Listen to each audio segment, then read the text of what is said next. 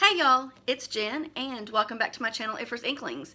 In this series of videos, I will be discussing the short stories in Snow in Love, which is a collection of 4 short stories by Melissa Delacruz, Nick Stone, Aimee Friedman, and Casey West. Now, just as a disclaimer, I am not a literary major in any way. I don't know exactly what I'm doing here, but I hope that we have a learning experience together, diving through these short stories and picking out themes and in the text and discussing them together. Now again, I want to emphasize that this is a discussion video. So these short stories will be discussed in depth and there could be spoilers. If this is a collection you are interested in reading and have not done so yet, go ahead and click out of this video, pick up the collection, and come back after you've read the story so that we can discuss them together.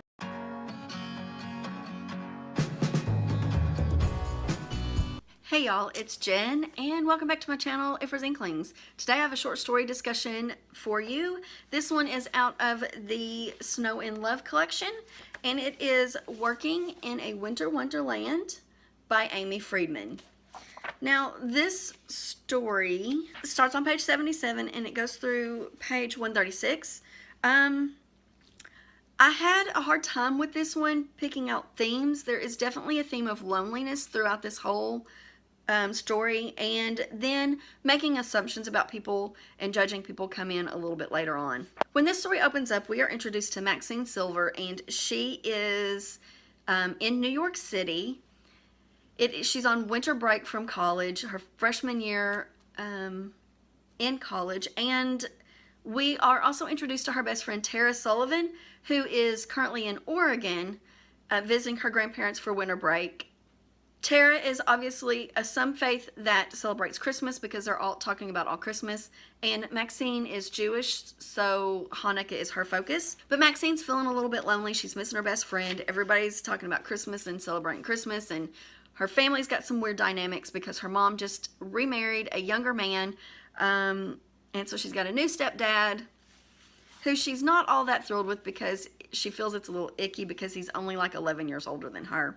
But Tara's coming home and soon, and she's going to throw an epic high school reunion type New Year's party, and Maxine has found the perfect dress for it, but it's a little out of her price range.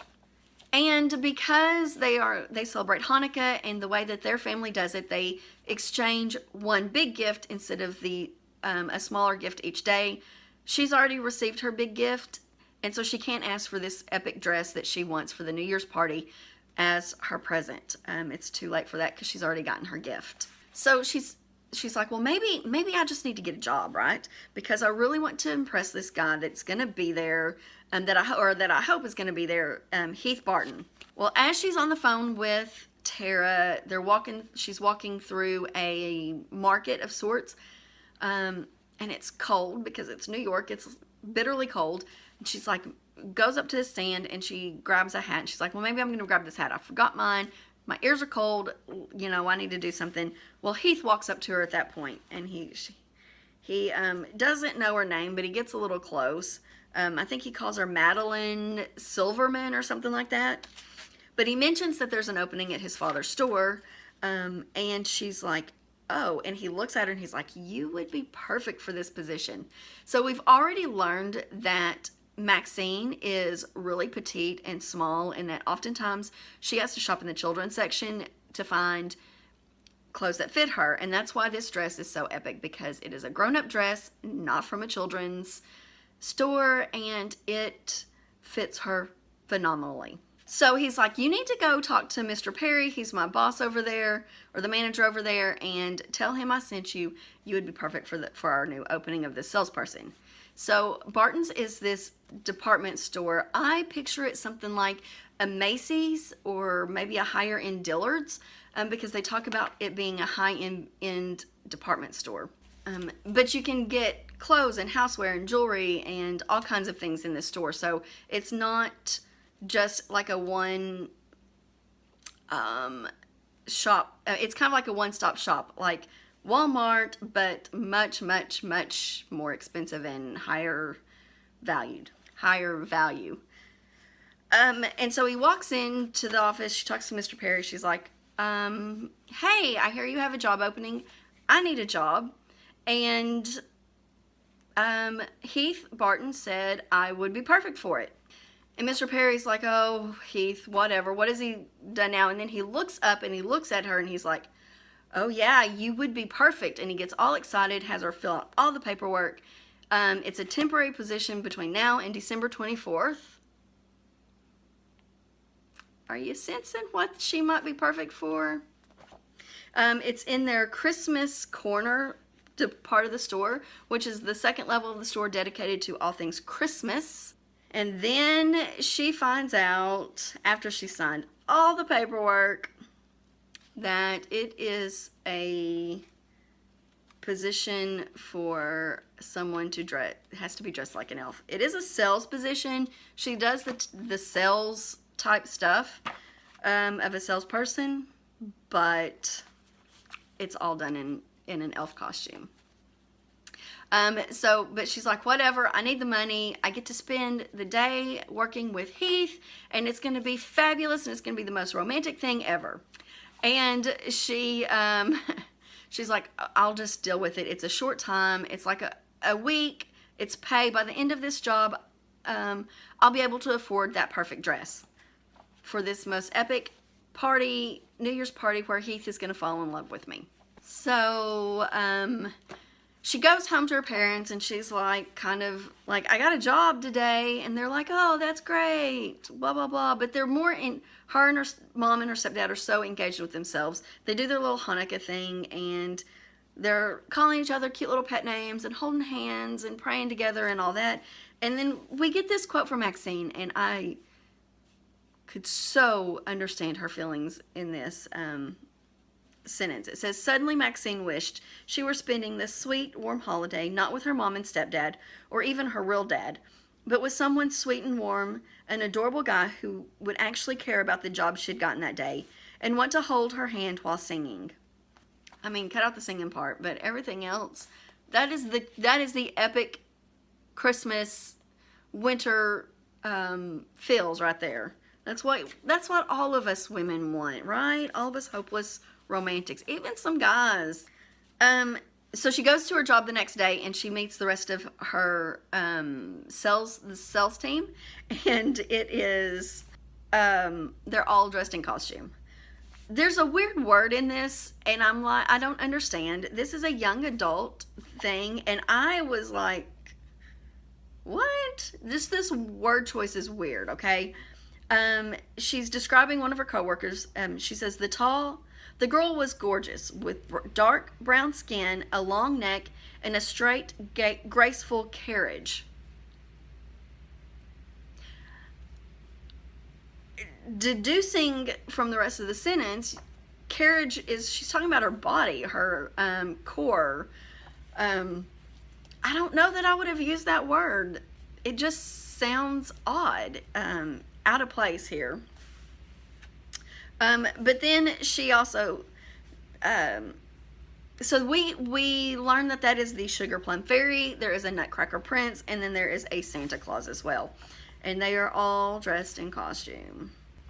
We get a little interaction with all of them throughout this, and she kind of blows all of them off. She's looking really focused on Heath and her attraction to him, but she's missing, she's getting to know her other coworkers too, and she's learning a lot about them, about Avery and Daniel, and I forget her name, Claudette.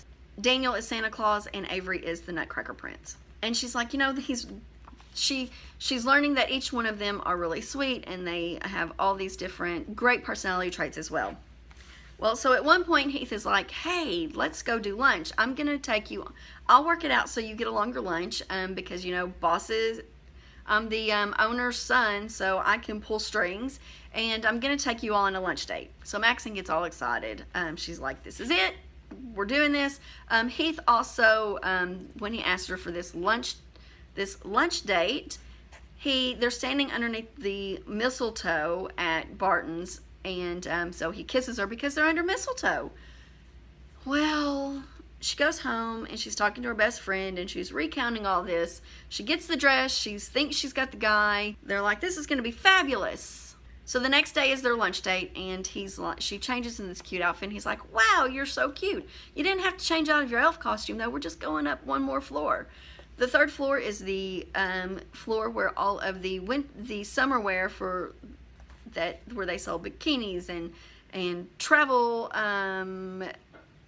accessories, suitcases, and those kinds of things. And he's like, I know that you're into fashion. I've always thought you were really fashionable, and I need your help picking out a bikini for my girlfriend for our trip to the Caribbean islands, where my family spends Christmas and New Year's down in the white sandy beaches. Oh, and by the way, can you let Tara know I can't make it to her New Year's party? So if you're reading the story at this point, you're not surprised. Heath is kind of a dick, and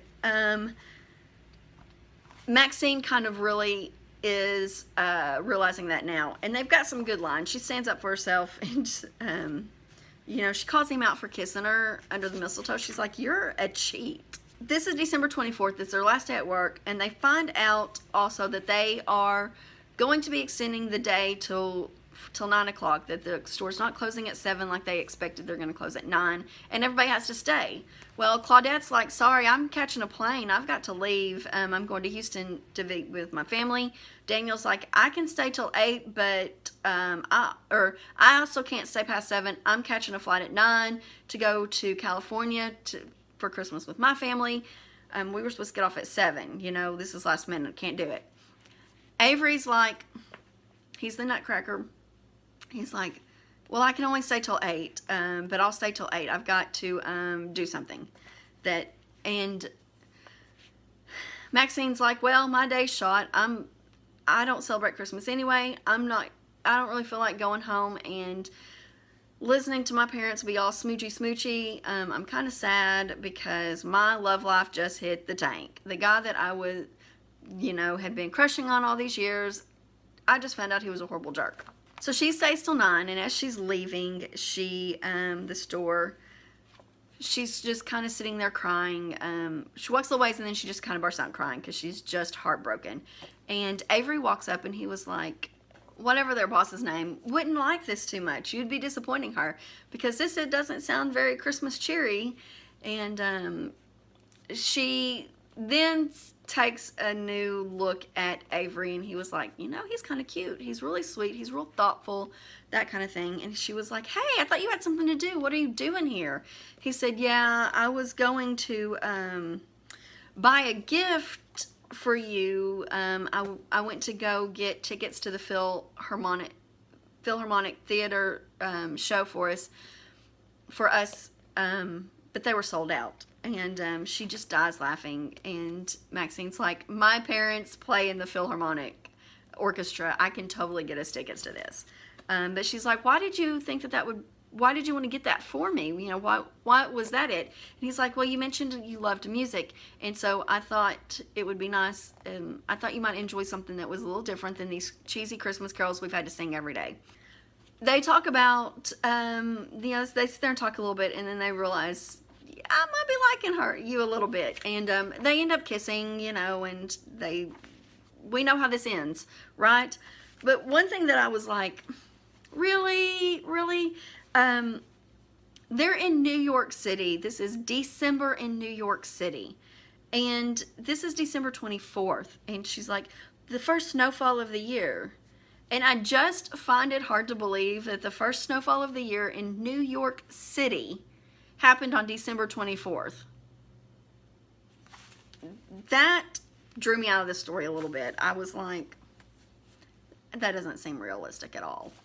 So then she also finds out that Avery is Jewish like her. They celebrate Hanukkah.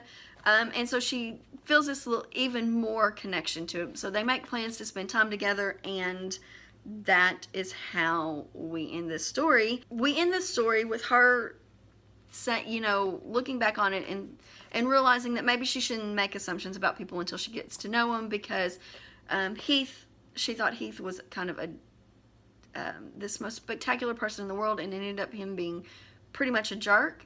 And Avery, she kind of blew him off at the beginning. You know, he ended up being this sweet guy that was really into her and real thoughtful and that paid attention to her.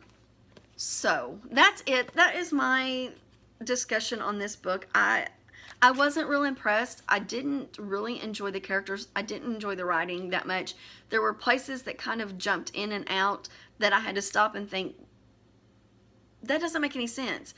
There's one thing in here where we'd already had Maxine described as being petite. She was the perfect person for this elf costume. Avery was the Nutcracker Prince. He's described as being tall and statuesque or whatever. And there's one point where they're drinking hot chocolate, walking along Fifth Avenue on December 24th, and their elbows keep bumping.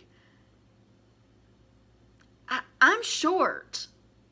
I'm not elf petite, but I'm short, and if I'm walking next to someone who's Nutcracker Prince height, my elbows aren't going to be hitting his elbows as I'm going to take a sip of, as each of us are taking a sip of our coffee.